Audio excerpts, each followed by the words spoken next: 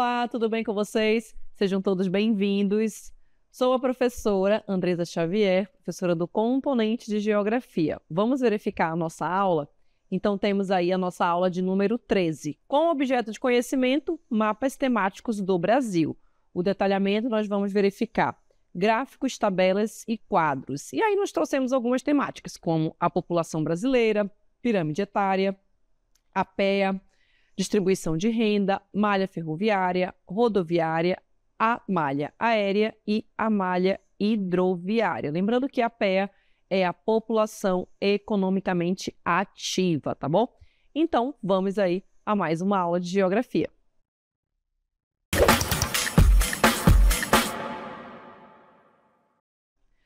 Muito bem, então vamos iniciar a nossa aula, né, onde nós vamos falar sobre os gráficos, sobre as tabelas, vamos ver aí diversas informações que também fazem parte da geografia, né, para a gente entender um pouco da dinâmica populacional do Brasil, entre outras características que nós vamos observar nessa aula.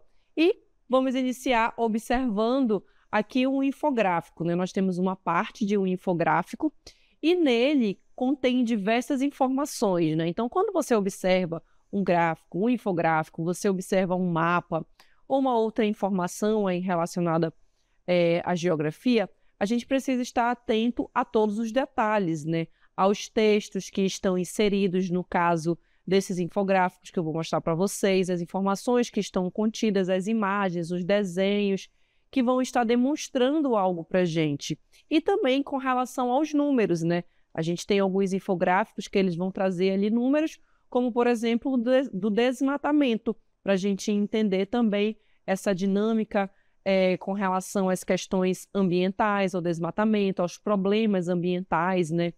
Nós podemos ter aí infográficos relacionados a essas dinâmicas populacionais, ao crescimento da população, com relação à economia do país, com relação à educação, à saúde, infinitos tipos de gráficos ou infográficos ou até mesmo as tabelas, como nós verificamos ali no detalhamento da nossa aula. E aqui nós temos, o desmatamento não é um fenômeno binário, né? Então a gente já sabe que a temática, mesmo não tendo um título, eu já tenho aí problemas relacionados à questão ambiental, né?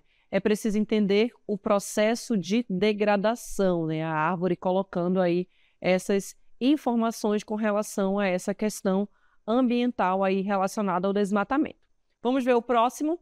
Aí nós temos, olha, algumas informações, como, por exemplo, os impactos remotos que são causados com o desmatamento, né, com a informação que foi passada ali no início do infográfico para a gente, impactos nos povos da floresta, impactos na biodiversidade, tentativa de estimar ali a extensão territorial, né, a partir dos satélites, como a gente pode observar aí nas informações.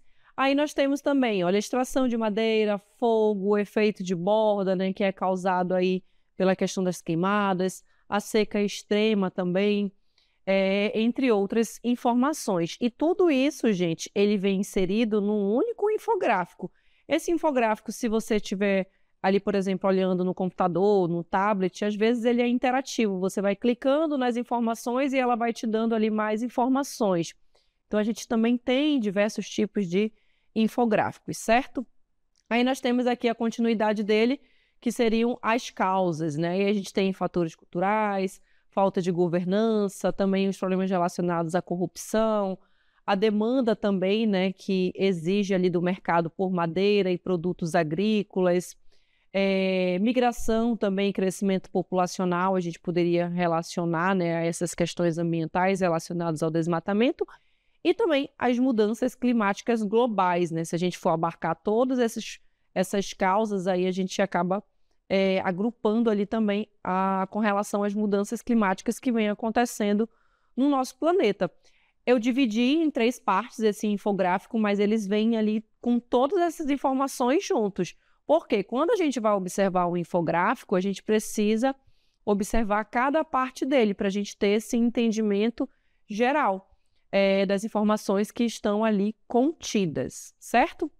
E aí vamos agora para os gráficos, né? Mostrei um pouco dos infográficos para vocês, a gente vai ver mais à frente também. E aí eu trouxe gráfico. O que seria um gráfico, né? Vamos ao conceito de gráfico.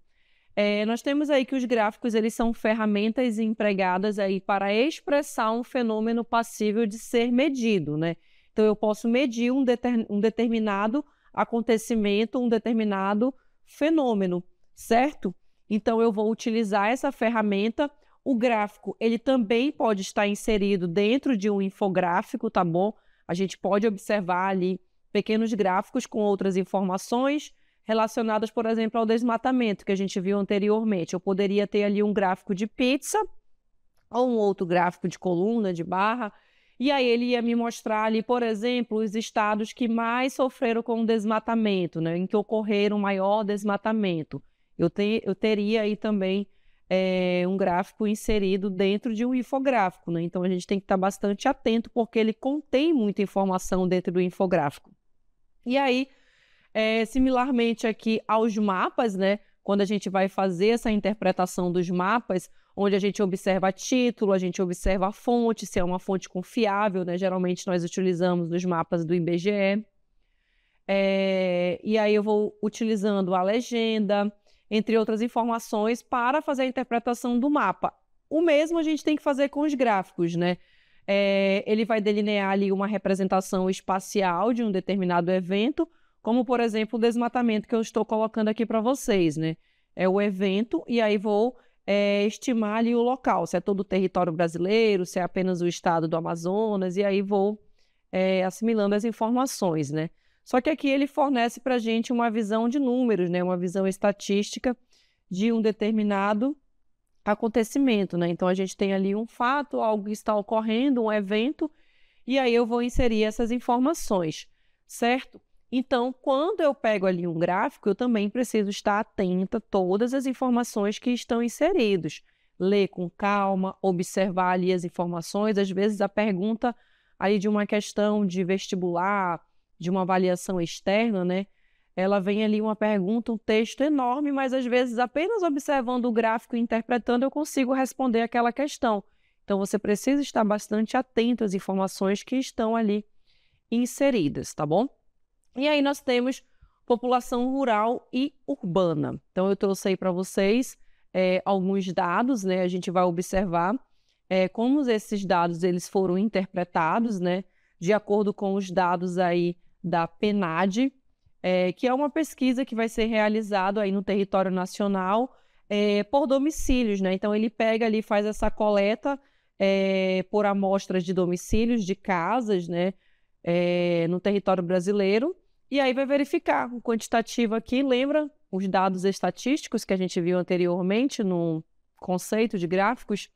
E aqui o que eu vou avaliar? Eu tenho uma área em que vai ser analisada, então aqui eu já tenho população brasileira, então vocês já sabem que a área vai ser todo o país, né? Aí eu tenho amostra de domicílios, certo? Em todo o território brasileiro, e eu verifiquei também que aqui a gente tem informações relacionadas às áreas urbanas, então eu vou observar dados tanto na parte urbana quanto na parte rural. E aí eu percebo que esses domicílios, né, essa população, ela reside na parte urbana, a gente tem aqui aproximadamente 84,72%. E já aqui nas áreas rurais, eu vou ter aproximadamente 15,28% da população, né? Dos brasileiros, eles vivem aí em áreas rurais. E aí eu poderia pegar essas informações e inserir no gráfico. Um gráfico muito simples que vocês podem depois verificar aí e construir ele, seria um gráfico de pizza. Porque eu só tenho dois dados, né? População rural e população urbana. E aí eu vou fazer a representatividade, que é a maior parte aqui que eu tenho, é da área urbana, né? Representando aí mais de 80%. E aqui 15% de áreas rurais. Para eu chegar a um total de 100%, se de repente a soma não deu 100%, geralmente é porque a gente tem alguns dados ali em que aquela população ela não informou, né? Eles não obtiveram informações, e aí acaba ficando uma terceira informação no gráfico ao se construir, né? Por exemplo, você poderia colocar ali numa cor cinza e colocaria tantos por cento sem dados coletados, né? Poderia colocar a informação ao construir um gráfico assim. E aí, analisando por regiões, vamos verificar. Aí nós vimos apenas do território brasileiro como um todo, né? A divisão aí em rural e urbano. Ao observar as regiões, o que que a gente já consegue identificar, né? Nós temos aqui a região sudeste, ela vai possuir esse maior percentual da população urbana, né? Aqui com aproximadamente 93,14% das pessoas na região sudeste residindo aqui nas áreas urbanas. E aí a gente tem vários fatores que justificam isso, né, gente? Nós temos aí a concentração da população que se deu ali na região sudeste, a rápida industrialização, crescimento econômico, entre outros. E a região nordeste vai apresentar o maior percentual da população vivendo em áreas rurais. Então, aqui eu fiz uma análise por regiões e destaquei a com maior e com menor população no meio urbano e no meio rural. Vamos agora ao primeiro gráfico, aí a gente tem, olha, diversas informações.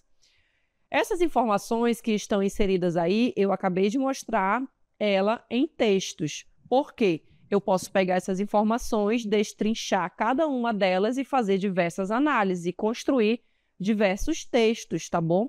Aí, por exemplo, eu vou fazer o percentual, né, o comparativo de uma forma geral da população que vive em área urbana, né? Então, o que que eu olho no gráfico? Primeiro, o título do meu gráfico. Então, aqui está o título, olha, que eu já sei o que vai tratar ali aquelas informações, né? A porcentagem da população que vive em área urbana, aqui eu tenho por região, apesar de ter o total aqui do Brasil, mas o destaque são as regiões. E também um outro dado importante, ano de 2015. Esses dados, eles são de 2015. Tenho aqui também a fonte, olha, IBGE, tá bom? E aqui também no canto, olha, tá IBGE Educa. Então, eu já sei aqui que essas informações, elas são informações aí confiáveis. E aí tem o Brasil, 85%, em área urbana, Sudeste, 93%, entre outras regiões, e o quantitativo lá embaixo de cada uma delas, né? 80%, ultrapassando a região Sul, né? E a região Centro-Oeste, ali com quase 90%. Por quê? Eu observo as numerações aqui embaixo, apesar de não ter ali os dados ao lado, né? Como aqui a gente tem 93 e 73 que ele colocou em destaque, a região Sudeste e a região Nordeste, que foi o que a gente analisou no texto. A região Sudeste com a maior parte da população vivendo ali em área urbana. E aqui eu tenho também, olha, aí verifico mais ou menos onde está aqui a minha região Sul e aqui também onde está a minha região Norte, né? Que está aí mais ou menos entre 60% a 80%, e a região Sul acima de 80%. E aí você vai verificando e obtendo as informações, certo? Então, várias interpretações que a gente pode fazer num único gráfico, né? E aí eu posso observar o crescimento econômico de cada um deles, posso observar a questão da industrialização, entre outros dados, tá bom? Aí nós temos também a pirâmide. Eu posso construir numa pirâmide etária as informações relacionadas à população, né? Geralmente, ela vem dividida ali em sexos, né? Sexo masculino, sexo feminino e várias linhas, né? Várias barras ali, contendo ali as informações relacionadas ao grupo, né? De idades. E aí a gente vai ver mais à frente. Nós temos pirâmide etária brasileira, ela serve para fornecer informações importantes sobre taxa de natalidade, né, que é o número de nascimentos, a idade média da população, eu também posso analisar, a longevidade, que seria ali a idade média que aquela população alcança, né? A população chega ali em média até 80 anos, 70 anos, 60 anos. É a longevidade, tá bom? E aí nós temos a idade média da população e também a natalidade que eu posso analisar. Vamos verificar aí a pirâmide. Aí eu tenho diversas informações. Olha, a gente olha lá o título, né? População residente segundo sexo e grupos de idades. E aí, gente, Em todas as pirâmides, a gente tem aqui do lado direito mulheres e sempre do lado esquerdo a gente tem aqui a representação dos homens. E aqui a gente observa o grupo de idades, olha, de 0 a 4, de 5 a 9, aqui a gente tem de 4 em 4 anos, né? 20 a 24, 25 a 29. E aqui a porcentagem, olha, aqui embaixo, de cada um desses grupos, né? Estão observando? 2, 4% da população, né?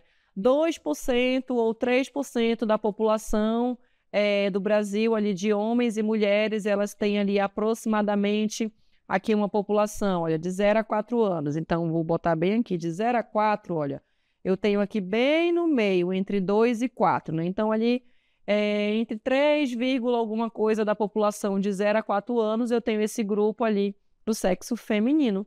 E aí a gente vai analisando também todos os dados da pirâmide. Aí nós temos que a análise da pirâmide etária ela vai revelar um aumento, né, no envelhecimento da população. Isso é o que vem acontecendo com a população do nosso país, né? E aí a gente observa isso coletando todos esses dados, né? Por exemplo, pelo censo demográfico, que é realizado a cada 10 anos.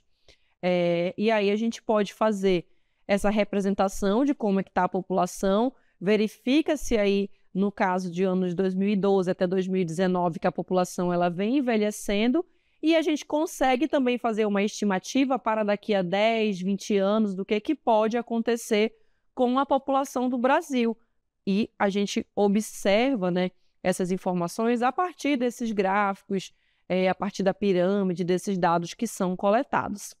Essa mudança ela vai ser evidenciada aí, por exemplo, pela redução da proporção de pessoas nos grupos etários mais jovens, né? Então, quando eu observo ali a pirâmide, lá na base dela, a população mais jovem, no ano de 2019, houve um aumento na proporção dos grupos com a idade mais avançada, né? Ou seja, naquele grupo que está mais lá acima. Lembrando que na base, deixa eu voltar aqui para a nossa pirâmide. Observando aqui a pirâmide, olha, a gente tem aqui, na base dela, a gente vai ter uma população mais jovem, né? De 0 a 4, 5 a 9, e mais aqui em cima, que é o topo da minha pirâmide, eu vou observar a população, um grupo de idades mais elevados, tá bom? E aqui no meio, né, eu tenho a população adulta, tá bom? Então, apenas para a gente conferir aí e não se confundir com relação a esses dados aqui, por exemplo, da base de uma pirâmide, tá bom? E aí também posso fazer diversas interpretações. E aí nós temos também que a análise da pirâmide, ela revela que a população masculina, ela exibe ali um padrão demográfico, né? Se a gente for observar isso ao longo dos anos também, mais jovens em comparação aí à população feminina, né? Em 2019, também a gente observa o grupo de 24 anos, que de homens representam 17,8%, enquanto das mulheres, 17,2%.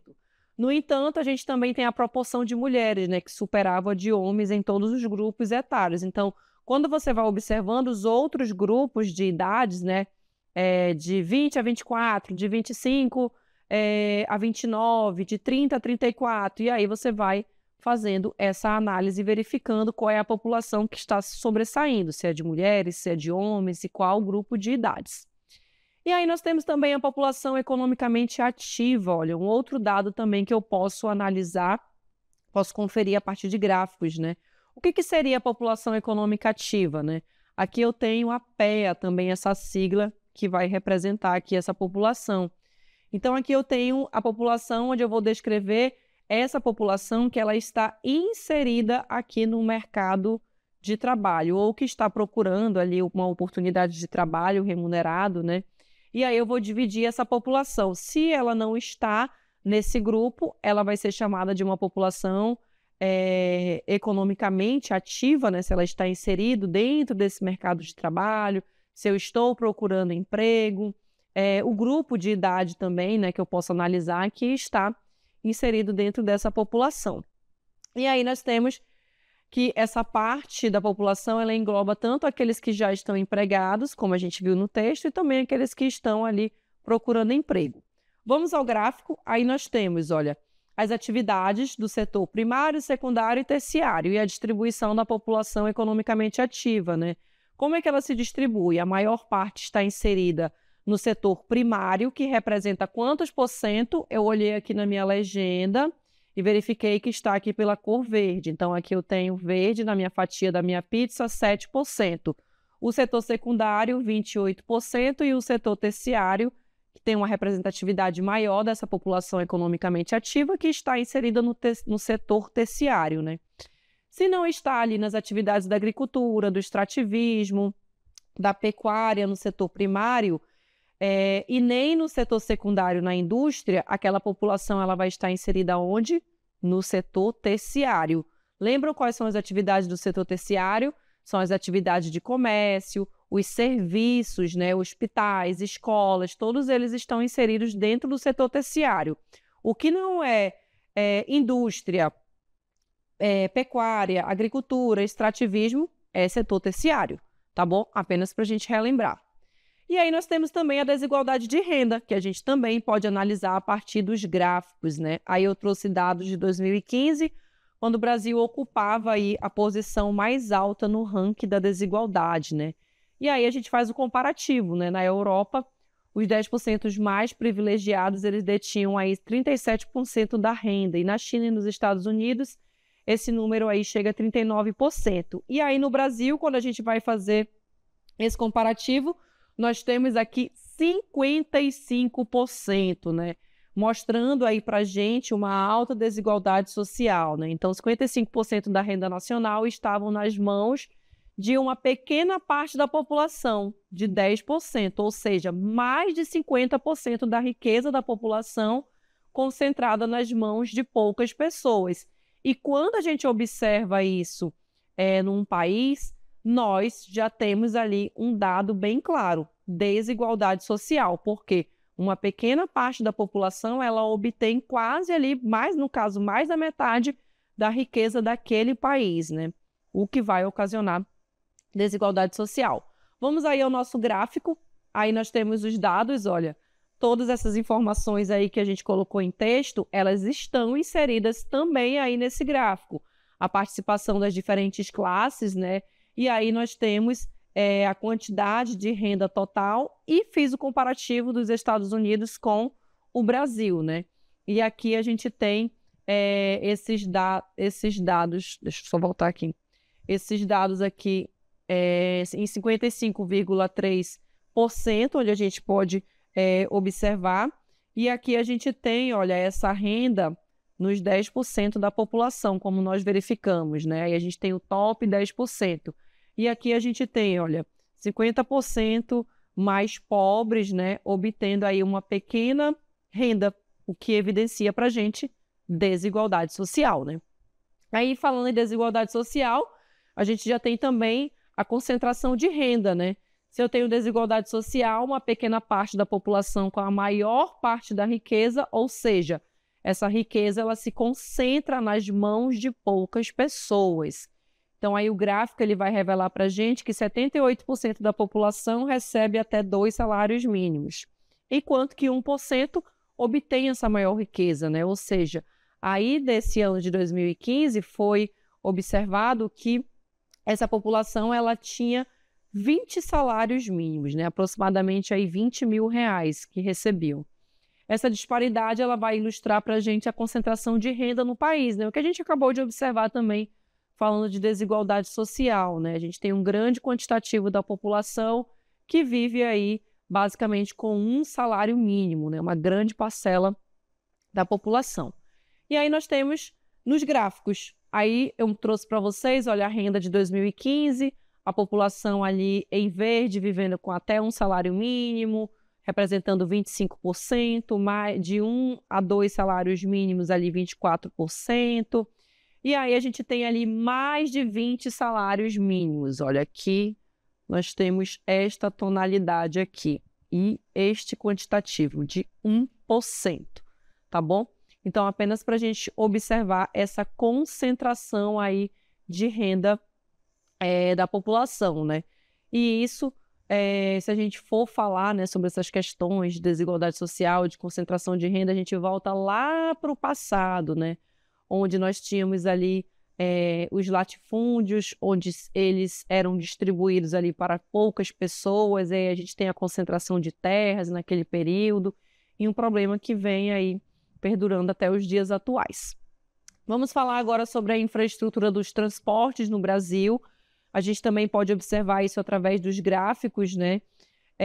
Onde nós podemos observar os transportes rodoviários, a concentração também desses transportes, né? No caso aí dessa interpretação, aqui a gente tem a concentração desses transportes, desses modais, né? Principalmente de rodovias, nas regiões centro-sul, né? Com destaque aqui para São Paulo, né? Onde a gente vai ter, e também olhando para o passado, né? A gente tem ali a concentração das indústrias, crescimento industrial e o rápido desenvolvimento, né, da infraestrutura de São Paulo. Apesar das desigualdades na distribuição aí pelo território nacional, essa malha rodoviária ela exibe uma cobertura e densidade superior a outros modais de transporte, né?